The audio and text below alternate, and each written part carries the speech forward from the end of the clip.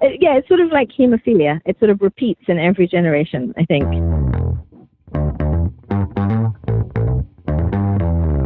You're listening to the Author Stories Podcast, bringing you the story behind the stories and the storytellers.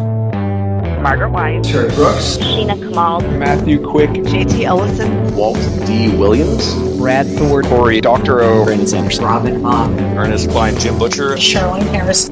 Visit hankgarner.com for archives of all the shows. Today's guest is Abbi Waxman.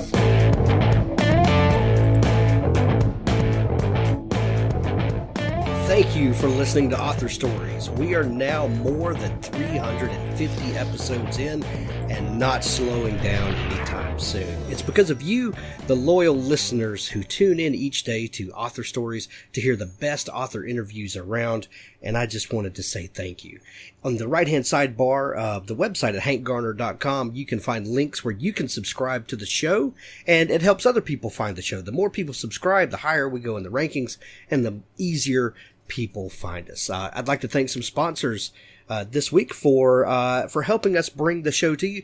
I, your humble host, have a brand new book out. It's called The Pandora Codex. Oliver Weber, Book 1, A Closely Guarded Secret, a Stolen Artifact, and a Madman Trying to Open a Portal to Hell. Can Oliver Weber become the hero he's meant to be? Pick up the Pandora Codex now. It's the first book in the Oliver Weber series. The second book, Jacob's Ladder, comes out very soon. Go ahead, dig into this series. Grab it now. You won't be disappointed. My friend Patricia Gilliam has a new series called Series Craft 101, and she has a series of books, the Fictional Character Creator Workbook, Setting and World Building Workbook. If you are looking to put together a long-running series like Patricia has done, these are some things that she's learned and that she can help you to get on top of that makes managing a long series much easier. Go check it out. There's a link in the show notes, and we'll be talking about it more. Bocara Brumley has a new book called Imani Earns Her Cape. It's a middle grade novel. You might have heard us talk about it on the show just a week or so ago when Bocara was on. 12-year-old Imani should be celebrating the most important day of her life by eating myrfruit, casting flying spells, and laughing with her mother, but there's just one massive problem. Her mother's been kidnapped by a giant troll, and now Imani is lost in the Fey realm with no way home back to Virginia. Completing her rite of passage alone is inadvisable, but if Imani doesn't want to lose the only family she's ever had, she may have no choice. Transportal train travel, underwater cities, submarines, sea dragons, and unexpected family all combine in Imani Earns Her Cape. Thanks for listening to the show. At the end, as always, we have an audiobook clip from my friend Richard Gleaves, the Jason Crane series. Well, thanks for joining me again for the Author Stories Podcast, where I bring you the story behind the stories and the storytellers. Today, I have Abbi Waxman on the show with me. Abbi has a brand new book called Other People's Houses, and this book is hilariously funny and a little too true to life. Welcome to the show, Abbi. Thank you. Thank you for having me. I'm excited to have you, and congratulations on the new book. Thank you. We begin each show with the same question, and the question is, what is your first memory of wanting to be a writer or storyteller?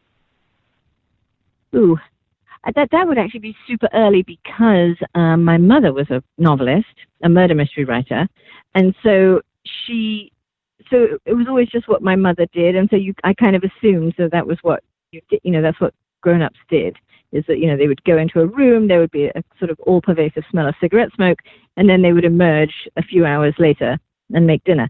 So it never crossed my mind that I wouldn't do something similar.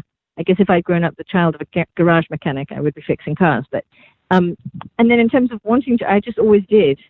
I just always did. And it was sort of what there were other careers I did before I started writing novels, because I don't know, I just sort of felt writing was just the thing I was most capable of doing. I'm sort of constitutionally incapable of holding many, many jobs, but writing I can do. So that's why. We know, Abbi, if you had been raised by an automobile mechanic, I believe that you would have started pursuing a career as a mechanic, and you would have wound up a writer. After reading your words, I think you just have the gene.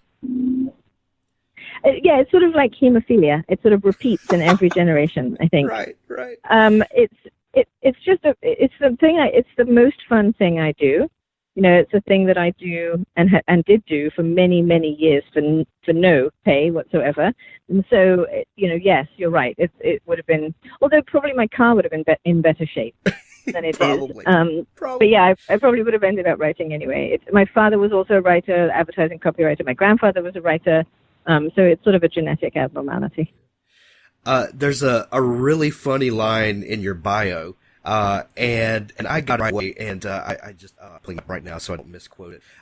But it says that she worked in advertising for many years, which is how she learned to write fiction. I laughed out loud when I read that, because advertising is complete fiction, as we all know. It is. It is complete fiction. Go ahead. Sorry. No, I'm sorry. I didn't mean to step on you. Nope, go ahead. So how did you wind up in advertising? So my dad had an agency when I was a little kid. He had his own agency. And so I used to go and help him. And then when I got to like 14, I decided that was sort of the kind of work that appealed to me. Go to school and help him, and he sort of basically, trained me to be a copywriter. And if you can write copy, like if you can write little pieces, little phrases and little chunks of words under pressure, in a variety of different tones of voice, then advertising is a great career. It's fantastic preparation actually for being any kind of professional writer, because you spend a lot of time crafting little pieces, which then get torn into shreds and thrown in your face, often with a lot of vehemence, and told that they're crap and you need to go back and redo it. And when that happens, a million times, you get very cool about taking notes and criticisms and comments, and you develop an ability to let go of stuff and rewrite it without overthinking it. So it's very good training. And also it's good training because you get people who know nothing about writing commenting on your writing all the time. And so it ceases to be such a personal thing. You just sort of like, it becomes a product. Not that it's any less pleasurable to write, but that you get sort of a little bit more divorced from the outcome. So I think it's good training for the work of a novelist. People that have never worked in advertising or in marketing might think, well, how hard could it be to write ad copy? You're telling the customer about what the product is. What could be difficult about that? But that's absolutely not what it's about, is it? No, I mean, yes and no. I mean, it is. I worked in direct mail as well as general advertising on and off. And they're two slightly different disciplines, but what you're always selling, and this is sort of a cliche, but you're selling the sizzle, not the sausage, right? You're not actually, you're selling what is appealing about the product or service, not the literal details of it. And so you have to find some way to make an emotional connection between IBM's latest, I don't know, and someone's life, right? So you have to be able to always connect whatever you're selling to the human being who's actually going to experience it. Otherwise, they don't care. Like if I tell them that I'm trying to think of a good product as I look around myself, and I can't come up with one. But so there's a bank across the street from me now. Okay, so if you're telling someone about a bank, you're not telling them, the bank has the latest technology and the employees are treated extremely well. You're saying, we will keep your money safe. We will make sure that your family doesn't starve.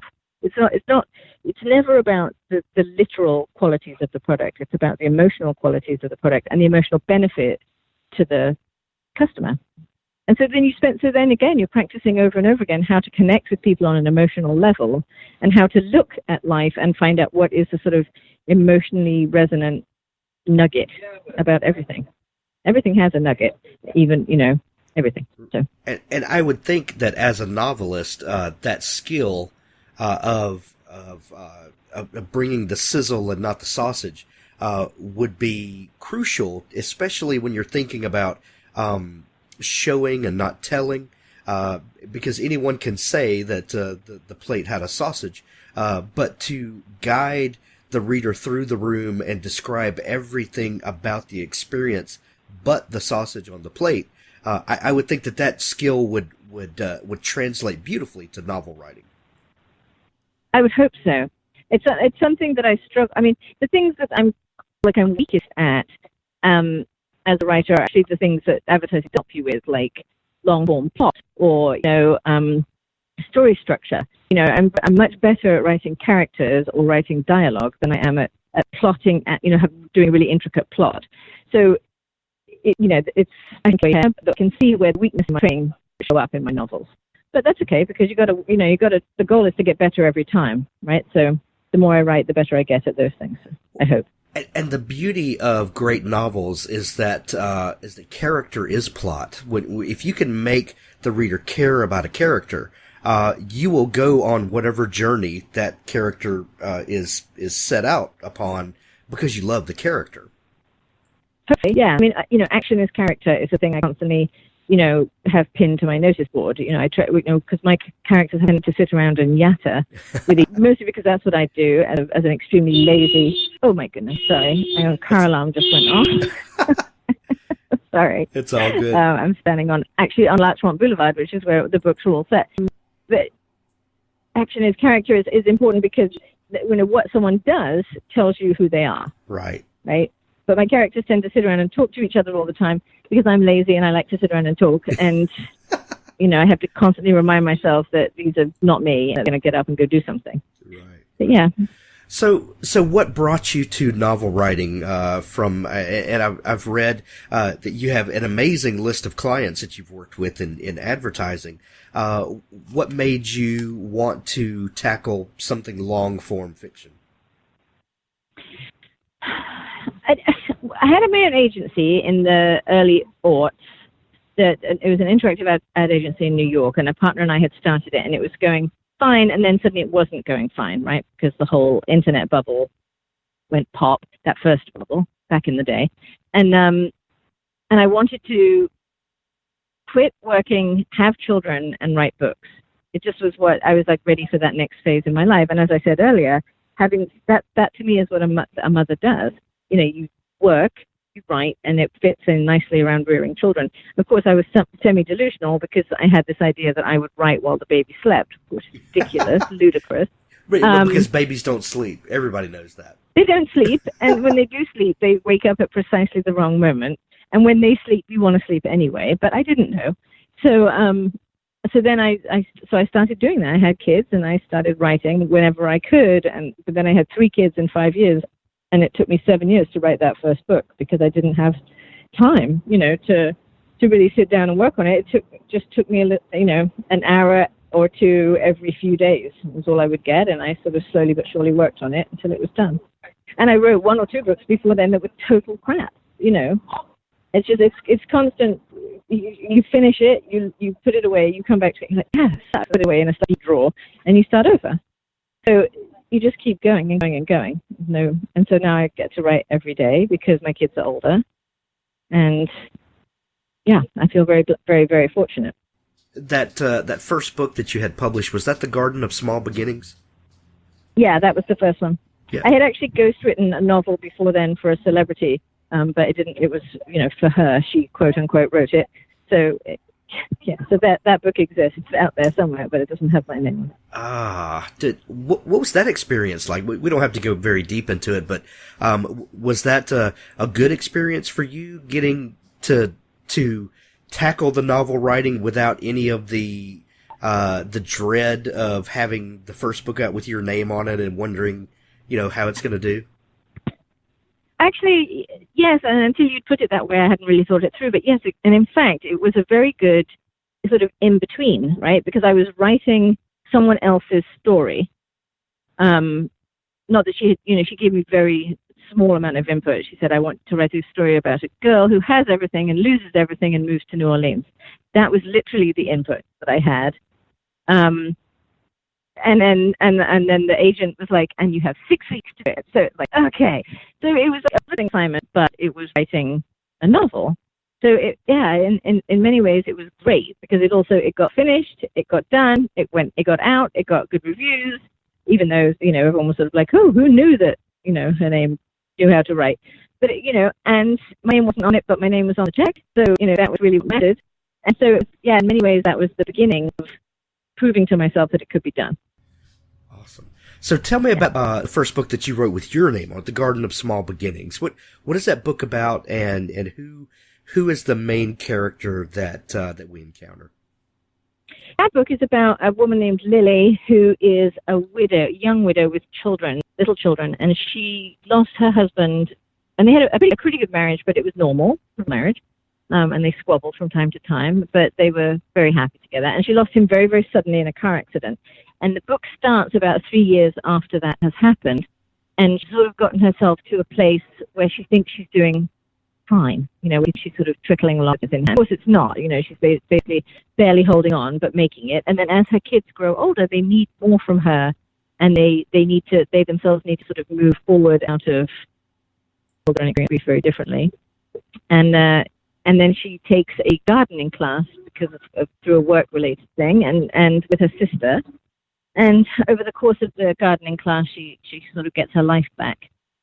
So, but it's really a love between her sister.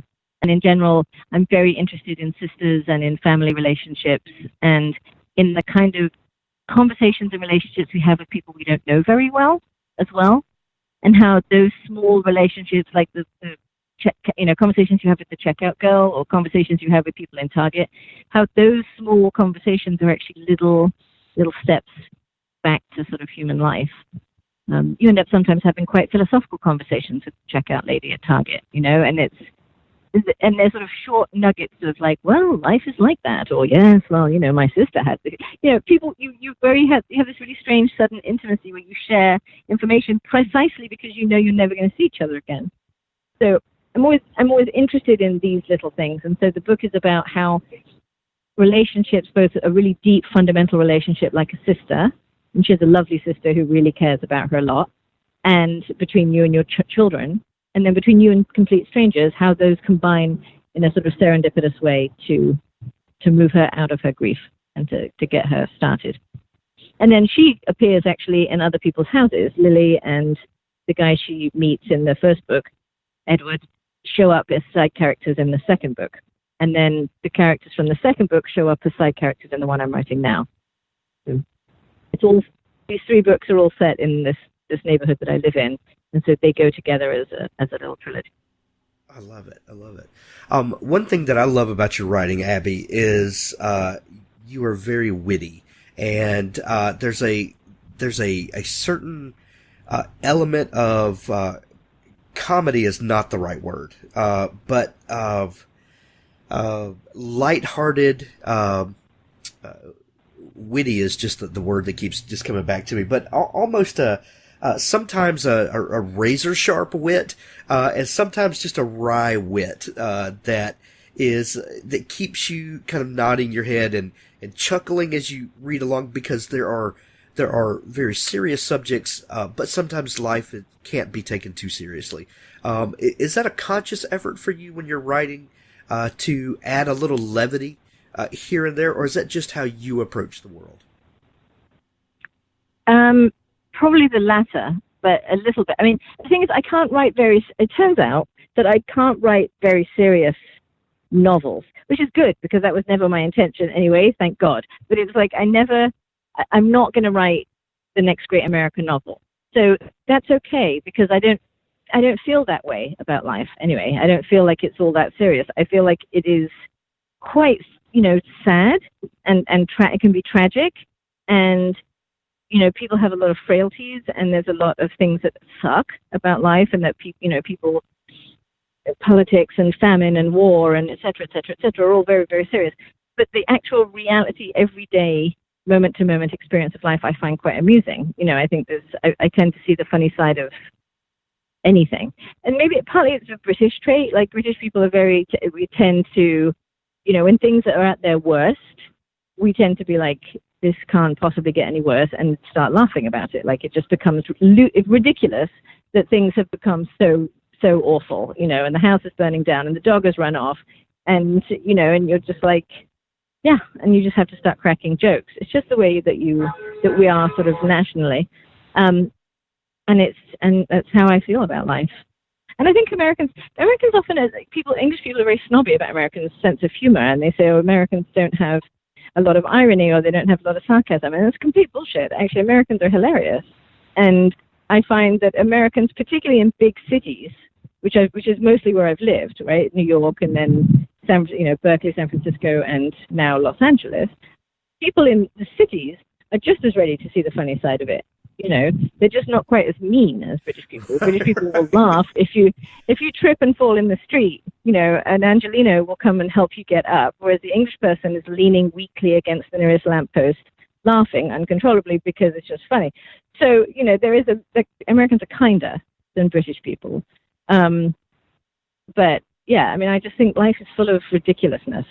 And you can't possibly take it too seriously. Well, your culture is so much older than ours is. You've had a long time to build that dark humor that we have. I have a theory that actually it's precisely that American culture is kind of like a teenage country, right? America's kind of like a teenager, and so teenagers are a little bit belligerent, a little bit full of themselves, a little bit eager to prove themselves. Obsessed with sex and appearance and are sort of narcissistic, right? Like if you think about America as a teenager, it makes a certain sense. England is like an old person, right? It's like an old retired person who had a great youth and a fantastic career at some point, colonizing the world, but now has been reduced to just the old guy who lives down the street. And so there's a more wry, sort of semi-fatalistic, well, there you go. That's life. What can you do? So yes, I think it is. It's sort of if each country is a person, you guys are much younger than we are, and you still have a lot of energy. Yeah, we're pretty tired, and our sense of humor isn't quite as developed, but that's okay. We'll get there. Oh God, I mean, yeah, but it is hilarious in the way that teenagers are hilarious sometimes. Like there's a lot of silliness and lightheartedness, and I don't know, the teenagers right now seem to be kicking butt, right? So, yeah, I have hope. I have hope that Generation Z, of which my oldest child is a member of, she's 15, they seem to be really, kind of bringing it. Absolutely. Good for them. Good for them. So that book was The Garden of Small Beginnings. Yeah.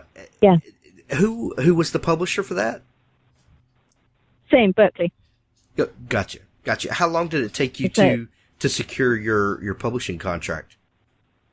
Well, it was a long time and a short time because like I said, it took me a long time to write the book, and then I sort of I had an agent who wanted me to do something different with the book that I didn't want to do, and for a year or two. And then I picked up and was introduced to my current agent, who is awesome, by a mutual friend, and she loved the book, and she sold it very quickly. Like, she sold it within, a month or so of my signing with her. But once it was in the round, it actually went very quickly. And then fortunately, they did the next one, and the one after that. So I have several things to do, which is good. Keeps me off the streets. It's amazing how having the right book at the right time with the right people behind it, you get really lucky when all the things line up. It's pretty fun. Yeah, super lucky. It's, I'm very aware of my good fortune, and I'm also aware that I was fortunate enough to have a book ready to go. Right. So. Well, yeah, and that's what I mean is that some people may look at, oh, she sold this book super quick, and what they don't realize is all of the work that had already gone into it, and the book was ready, and you had to hold on to it and wait for the right person and the right opportunity, and then luck comes. It's kind of funny when you look at it that way. Yeah, I think it was Pascal that said, fortune favors the prepared mind. Exactly. So it's like if you're ready to seize the opportunity that comes along. Right. But yeah, it's all really down to the agent. It's freaking awesome. Force of nature, that one. Yeah. So tell us about Two Other People's Houses. This is the book that's brand new right now. It's just out. We have a link to it in show notes for everybody to click on it and buy their copy. But when I first started looking at the book and reading the jacket and the blurb copy, it seems like this book came out of your experience of carting your daughters around all the time. Yes, it really did. I mean, basically, do you have kids? I do. I have 5. Yeah. So 5, Jesus. Yes. So we're always in the car. Yeah, exactly. You spend your life in the car, right?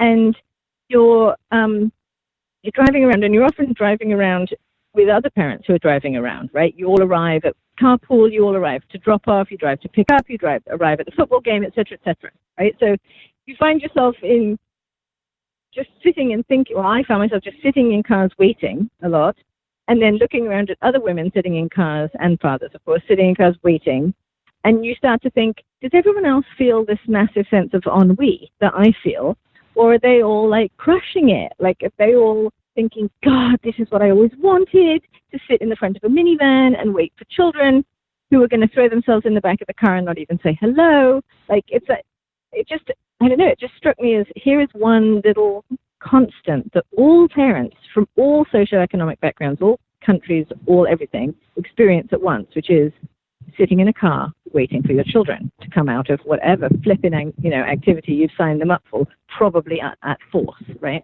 And so that was what started me thinking about it, and then that started me thinking about the kind of character, the main character, the kind of person she might be, the person who would sort of volunteer to be the carpool mom. And also I live in a neighborhood that literally on my block there are like 12 children of about the same age. Like we all, just this particular micro neighborhood we counted on the block that I'm on plus 2 blocks in either direction, there were like 26 children between the ages of 5 and 15. So there's just this cohort of kids that know each other, but they all go to different schools. They all, some of them aren't friends. You know what I mean? Like it's just, there's this awareness. And I thought, that was just what interested me, like how, and then when something bad happens to one of the families, it's how does that ricochet through the rest of the carpool and the wider neighborhood. And that was what started it. And that many characters in your neighborhood is perfect fodder to let the imagination run wild. I often think about that sitting in a line to pick up or something, and you see all these cars around you, and you see a person, and you just wonder what's going through their mind at that moment, and realizing exactly. There's an entire life built around that moment. And as writers, those sorts of mundane experiences are some of the most perfect places for story ideas or characters and the whole 9 yards. And it helps with structure for me because, as I said, that's something I really struggle with. So having a sort of routine to hang the story on made it for me, because I'll cheat and use whatever methods I can to make it. I'm like, oh, well, we can have this woman taking the kids and bringing them back, and so we have this point of regularity in a neighborhood that is completely falling apart because one of the mothers has an affair, and then everything goes completely kablooey. But someone still has to take the kids to school, right?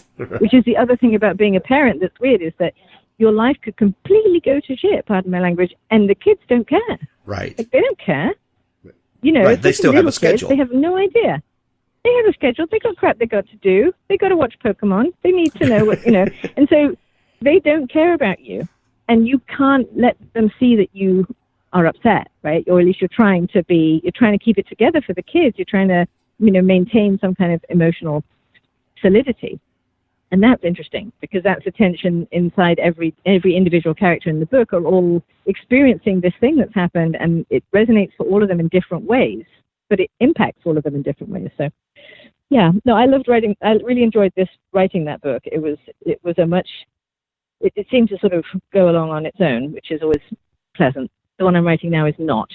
So, what can you do? One thing, Abby, when if you watch a movie and there's 2 hours of heart-pounding drama and scenes are moving briskly from one thing to another, and then it's over and you're sitting in your living room and you're thinking about your mundane life and how so much happened to these other characters in 2 hours time. And I just, I get up and I go to work and I take the kids to school and all that. And real life is much less dramatic than we see in movies. Yet, real life can be more dramatic, when you really start peeling the layers back. Everybody's life has some crazy drama in it. And, are there, like when you notice things or maybe have conversations like those we were talking about earlier, those little vignettes in the Target checkout lane, Do you collect those stories and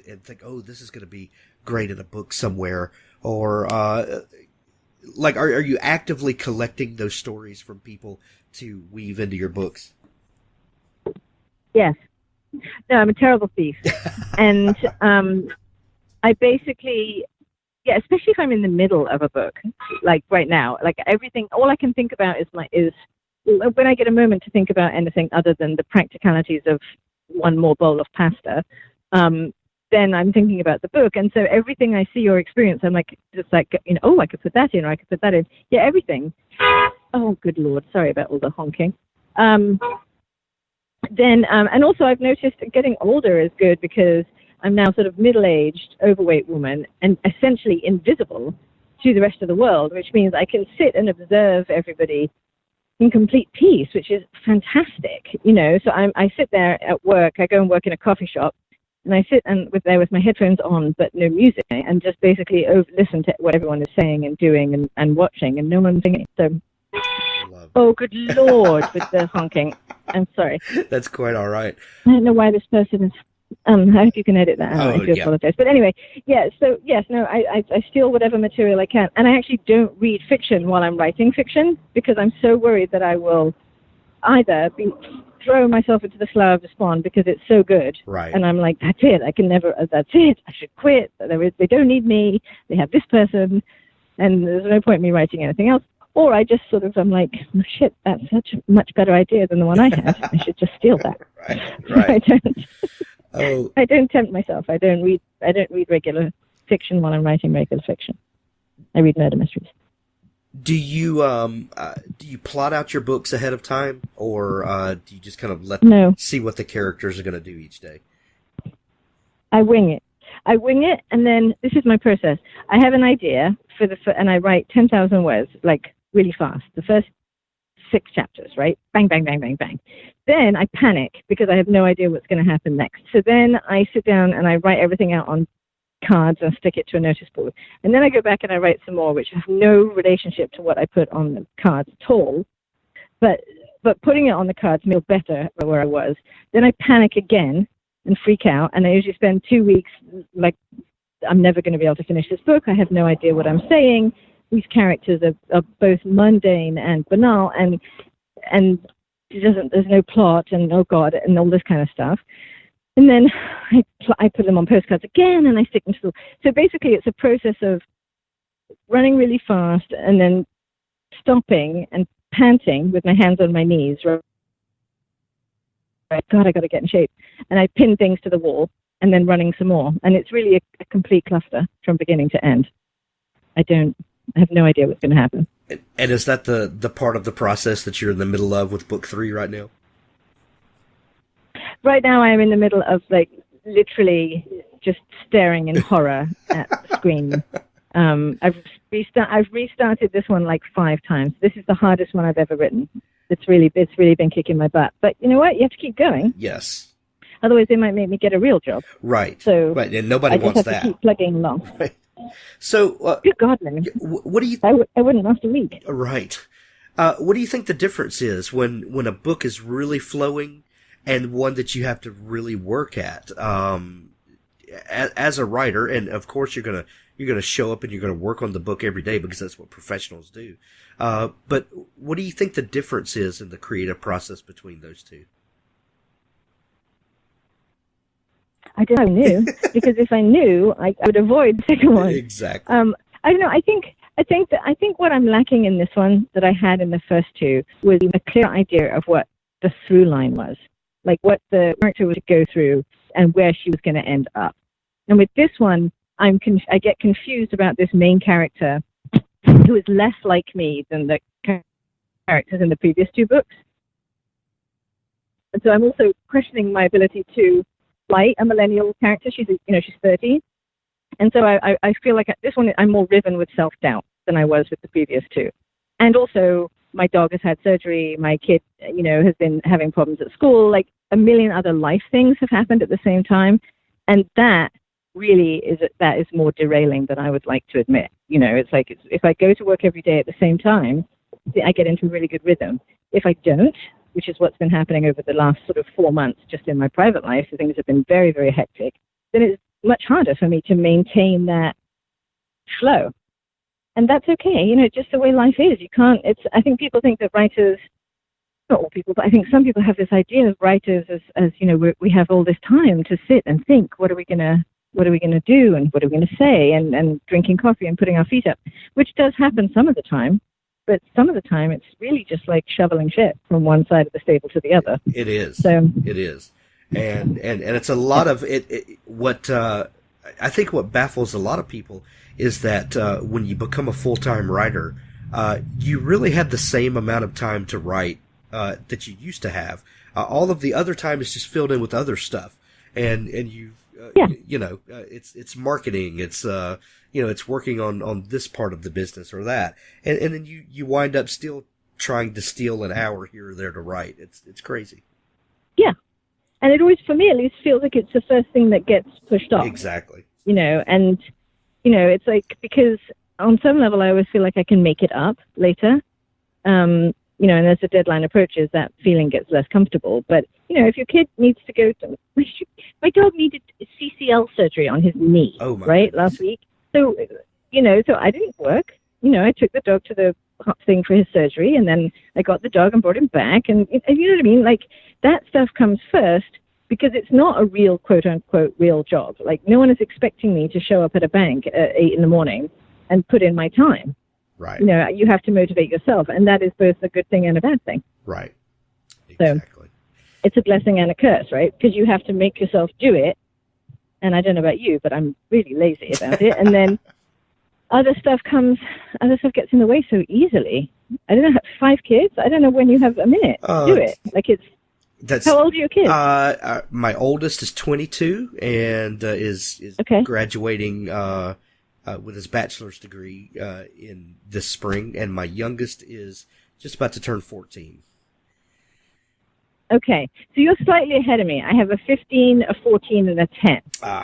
So you're sort of, you know, you're in a different phase. Yes. But it's like there's so much, it's just sheerly time consuming, and it's not, I mean, no offense to people who don't have kids or who have kids that they find 100% rewarding, but it's not the most rewarding work. No, it's not. You know, always.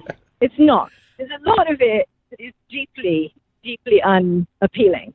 There's a lot of time, I don't know what your kids were like as teenagers, but my teenagers spend a lot of time ignoring me, you know, but then at the same time requiring things. Exactly. So it's like having a job with people who just aren't very nice. You know, you go to the office every day and you're working with 3 little jackasses, and you're like, God, blimey, you know, it's not super rewarding. And you say, do you have any clothes that need washing? No, I'll get to it. And then 6 hours later, Mom, I can't find my whatever the fuck it is. Right. You know, and you're like, God, really, do I have to put up with this? And you do, because they live in the house. Right. So, and yeah. Yeah, no, it's deeply unrewarding. Please tell me that when they get to be 22 that they're much nicer. Well, they can be. Oh, that's not very reassuring. There was such a hesitation then that I'm not 100% convinced. No. Way to get me through the dark hours. No, actually, you know, the more responsibility they take on and the more of their own bills that they acquire, the more grace they give parents, it seems. Okay. So, good. yeah. All right. Yeah. Well, yeah. I mean, the 15-year-old is better than the 14-year-old. Right. And the 14-year-old is better than the 10-year-old. So it's a progressive thing. It's a progressive thing. It is like cancer. Right. A lot like that, actually. A lot like that. Yeah, a lot like that. Yeah. I'm certainly losing my hair. Oh. But it is. Yeah, I lost my hair 20 years ago, so don't feel bad. Yeah, there you go. Yeah. But I wouldn't, if you don't really, really want kids, I wouldn't recommend it. Yeah. But I really did. Yeah, you need to be sold on the idea ahead of time. Exactly. You have to be 100% convinced going in that this is what you want. Right. Yeah. If you're ambivalent, don't bother. Yeah, if you're not... And then because every so often, you know, they'll give you some moment of such pure, unalloyed joy and bliss, and real satisfaction, like the most satisfying feelings, you know, come from being a parent, for me at least. Like the best moments of my life have been when something has worked or when something I've done has helped, or, they suddenly come to you and they say, I don't know, my daughter said to me the other day, what I really learned most from you is pretty is as pretty does, right? Which, I think is pretty good advice, right? Judge people by what they do, not what they look like or what they seem, but what they actually do. We come back to action as character, right? And I was like, oh, cool, super satisfying. Like I felt like, whoa, high five me. Now, 10 minutes later, she was telling me I was the worst mother in the world. But because you have those little moments, you keep going, because they're enormously, I guess it's like gold diggers. Every so often you find a nugget that you keep shoveling through the shit. Right. It's like having a parasite for 20 years, but then developing Stockholm syndrome with the parasite. Oh no! Oh God, you're really selling it. We should have like Planned Parenthood should put this out as a way to like help girl contraception, because this is people are going to be like, oh, I was thinking of it, but no, I don't think so. Well, yeah. and this is why people need to buy your book, Abbi, because we joke and we jest. And we're having a good time, but the great thing about your books is we get to kind of poke fun at life while seeing the realities of how wonderful the life is that we're given, even in the midst of all of the crap sometimes. I hope so, because I do believe that. Yeah. It just is amazing how much crap can arrive. But yeah, ultimately, I think we all should be glad to be alive. Absolutely. We're not, ice fishing in the Bering Strait. So. Exactly. But if you are, enjoy your experience. Yes, exactly. And write a book about it, because the rest of us need to know. That's right. Well, Abbi, the book is Other People's Houses. It's available now. I'm going to send to everybody to pick up a copy of it. Thank you so much for taking time to come on the show today. It's really been my pleasure. It's been a great conversation, although I'm a little bit more depressed about my child being 22 than I was before. But thank you. Well, anyway. It's not too early for alcohol. At least not where I am. True. Although, on the West Coast, it's still like, before noon. So I should probably wait. Well, but I will have another cup of coffee in your honor. Yeah, don't let people make rules for you. Be yourself, Abbi. Oh, good point. I will be myself. Thank you. I feel better. All right. Well, I hope people enjoy the book. Absolutely. Where can people find you online, Abbi, if they want to follow along with you? Abbi at abbiwaxman.com. And if they write to me, I will send them a signed bookplate for their copy. Ooh, nice. I will. I'll be sure to note that in the show notes. I think people would love that. Yes. I'm happy to do it. It's very nice to hear from people, and I love to send them a bookplate. Excellent. Well, we wish you the best of luck on the book release, and have a great day, Abbi. Thanks for listening to the Author Stories podcast. For more great author interviews like this one, go to hankgarner.com and dig through the archives. There's something there I know you'll love. Now stay tuned for a special audio clip from Richard Gleaves' The Jason Crane series. Didn't your dad teach you not to trespass? Yeah. Sorry, I'll go. Joey stepped forward, but Hedwig remained motionless, blocking the only exit. No. Someone needs to learn a lesson about respecting other people's property. Joey felt unnerved and panicky. Please, Hedwig. Mr. Van Brunt. Please, Mr. Van Brunt. May I go now? Please? Not such a smart-ass now, are you?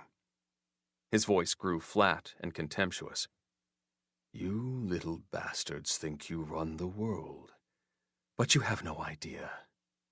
No idea where your food comes from, what your parents have to go through to put clothes on your back. Humiliating jobs, long hours, going gray, to provide for you. What are you talking about? Life. Real life. You think it's easy, don't you? Don't you? Those stupid adults doing their stupid adult things while you play all day. Well, it's hard. You hear me? It's hard. Joey's breath caught. He knew what Hedwig was capable of. What did you do to Jason? Nothing. Where is he then? Jason's run away from home. I don't believe you. I don't care what you believe. I'm the adult. I ask the questions. What did you do to my son? To Zeph? Is Zeph okay? No, he's not. Zeph is not okay. And it was you, wasn't it? You're the one who did it. Who did what? Who twisted his mind. I haven't done anything to Zeph. Don't lie to me! Hedwig raised a hand, and a fireball blossomed there. Joey had never seen Hedwig's gift before. The man held a piece of hell. His face looked like something carved from driftwood, full of cracks and crevices. His eyes were shadowed and vacant, but glittering with flame, like knotholes full of fireflies. Yeah, someone's mind had twisted, but not Zeph's. Hedwig's gone batshit. Hedwig passed the fireball from one hand to the other. Did Zeph send you for his things? I know you know where he is. He said he was in love with you. Hedwig made it sound as if Zeph had confessed to murder. Is that true? I don't know. Hedwig broke into a wide grin. Well, we can find out, can't we? He's a Pynchon, right? A Pynchon would know. Know what? You're not making sense. It's their gift. The Pynchon gift. My son's a Pynchon, like his whore of a mother. And Pynchons are telepaths. They always know when the people they love are in danger. Joey's eyes had gone wide. He blinked, trying to process the information. Zeph had a gift? For sure? They have a psychic alarm. If you hurt someone they love, they come running. He raised the fireball. So let's find out. Let's find out if Zeph really loves you. Let's see if he's a fag or not. I know he's not. You'll see. He won't feel a thing when I do it. When you do what? When I burn you black. Joey went cold. Hedwig meant it.